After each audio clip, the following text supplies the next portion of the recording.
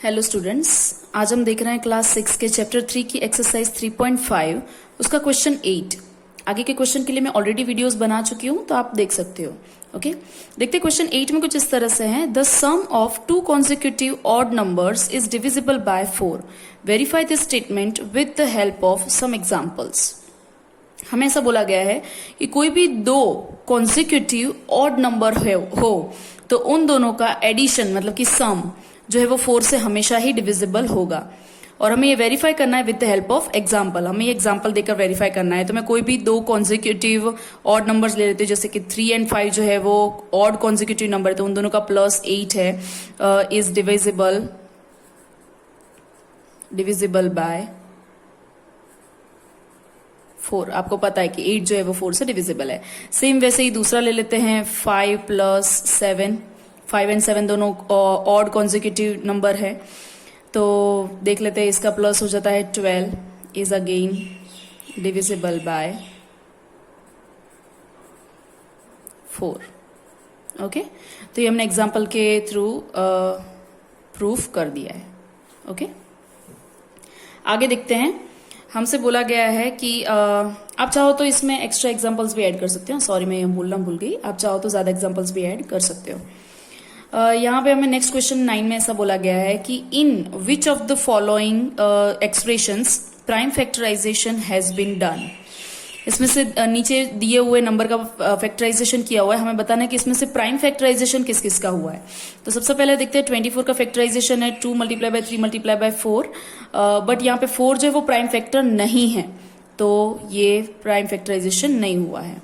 यहाँ पे मैं नो लिख रही हूँ, आप चाहो तो क्रॉस कर सकते हो, फॉल्स लिख सकते हो। ओके, 56 का यहाँ पे 7 मल्टीप्लाई बाय 2 2 2 लिखा हुआ है, मतलब means 7 multiply by 2 multiply bye 2 multiply bye 2। और ये प्राइम फैक्टराइजेशन है क्योंकि हर एक फैक्टर जो यहाँ पे लिखा है वो प्राइम है। ओके, प्राइम फैक्टर है, तो हाँ ये प्राइम फैक्टराइजेशन है। यहाँ देखते हैं 2 मल्टीप्लाई बाय 5 मल्टीप्लाई बाय 7, तो ये भी प्राइम फैक्टर्स ही हैं सारे के सारे, तो ये भी प्राइम फैक्टराइजेशन हो जाता है। बट यहाँ पे 9 जो है वो प्राइम फैक्टर नहीं है, तो इस वजह से ये भी प्राइम फैक्टराइजेशन नहीं है। ओके, प्राइम फैक्टराइजेशन का मतलब है कि सारे के सारे फैक्टर्स जो आपने लिखे हैं वो सारे प्राइम ही होने चाहिए। आगे देखते हैं। आगे देखते हैं क्वेश्चन 10, जिसमें हमें बोला गया है कि determine if the 25,110 is divisible bye 45। सो यहाँ पे हमें 45 से ये नंबर डिविजिबल है कि नहीं वो पता करना है। तो मैं 45 से डायरेक्ट डिविजिबल ना करके अपनी कीज का यूज करूंगी। तो 45 का प्राइम फैक्टराइजेशन मैं कर दूंगी 5 मल्टीप्लाई बाय 9। तो अगर कोई नंबर जो है वो 5 से भी डिविजिबल हो एंड 9 से भी डिविजिबल हो, तो 110% वो 45 से भी डिविजिबल होगा। ओके, तो हम 5 की भी डिविजिबिलिटी रूल जानते हैं, 9 का भी जानते हैं। तो ये नंबर जो है उसके यूनिट प्लेस पे 0 है, वंस प्लेस पे 0 है, तो ऑब्वियसली वो 5 से डिविजिबल है। तो मैं यहाँ पे लिख दूंगी 25,110 is divisible by 5, divisible by 5 as its ones digit is 0, क्योंकि उसके लास्ट डिजिट में 0 है, तो इस वजह से वो 5 से डिविजिबल है। अब क्या ये नंबर 9 से डिविजिबल है, तो उसके लिए मुझे उसका डिजिट का एडिशन ढूंढना होगा। That's sum of digits of 25,110 is equal to 2 plus 5 plus 1 plus 1 plus 0 is equal to 9. So 9 हो जाता है उसका एडिशन, एंड 9 जो है वो 9 से डिविजिबल है। सो yes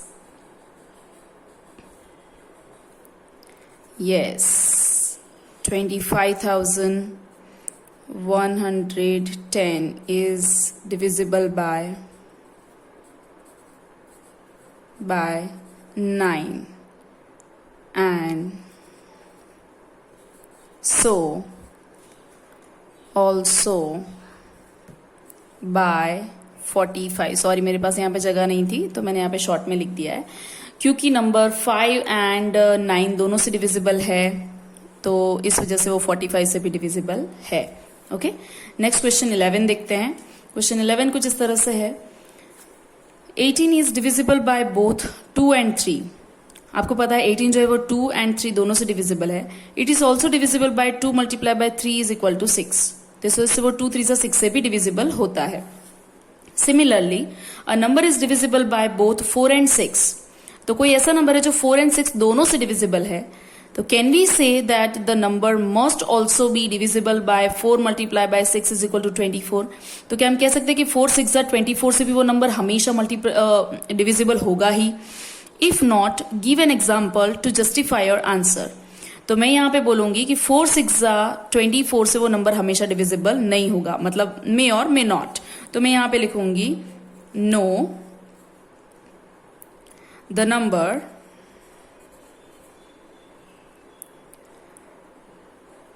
which is divisible by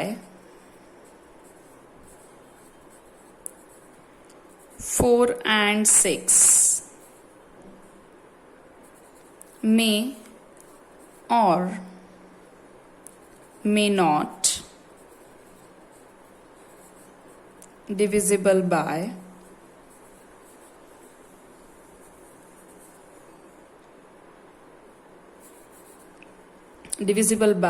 यहाँ पे मैं नो निकाल रही हूं क्योंकि मैंने मे और मे नॉट यहाँ पे यूज किया है। तो मे और may not divisible by 4 multiply by 6 is equal to 24। मुझे यहाँ पे एग्जाम्पल देकर जस्टिफाई करना है, तो मैं यहाँ पे एग्जाम्पल रख रही हूं 12 जो है वो 4 से भी डिविजिबल है, 6 से भी डिविजिबल है, लेकिन वो 24 से डिविजिबल नहीं हो सकता। Okay, 12 is not divisible bye 24, जबकि वो 4 and 6 दोनों से डिविजिबल है। ओके, अब आगे क्वेश्चन 12 देखते हैं। क्वेश्चन 12 कुछ इस तरह से है, I am the smallest number having 4 different prime factors. मैं ऐसा सबसे छोटा नंबर हूं जिसके पास 4 अलग अलग मतलब 4 डिफरेंट प्राइम फैक्टर्स हैं। तो मैं क्योंकि मुझे स्मॉलेस्ट बोला गया है, तो मैं छोटे से मतलब मैं असेंडिंग ऑर्डर में प्राइम फैक्टर्स लेना शुरू करूंगी। तो सबसे पहले प्राइम नंबर हो जाता है 2, देन 3, देन 5 एंड देन 7। क्योंकि मुझे अलग अलग लेने हैं तो मैं कोई एक ही प्राइम नंबर को रिपीट नहीं कर सकती। ओके, और क्योंकि मुझे स्मॉलेस्ट बोला गया है तो मैं छोटे से प्राइम नंबर से शुरू करूंगी, मतलब कि असेंडिंग ऑर्डर में शुरू करूंगी। और वैसे भी लार्जेस्ट आप ढूंढ भी नहीं पाओगे, वो अनलिमिटेड होता है। और इन सब के प्रोडक्ट मैं ढूंढ लेती हूँ, तो मतलब क्या हो जाएगा यहाँ पे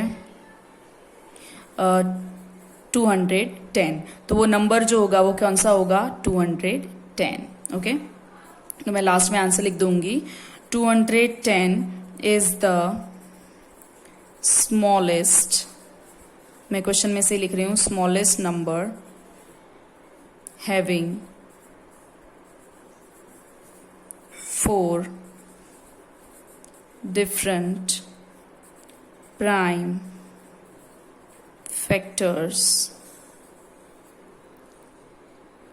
2, 3, 5, 7। ओके, इस तरह से आप कर सकते हो। यहाँ पे मेरी एक्सरसाइज खत्म हो रही है। Thank you.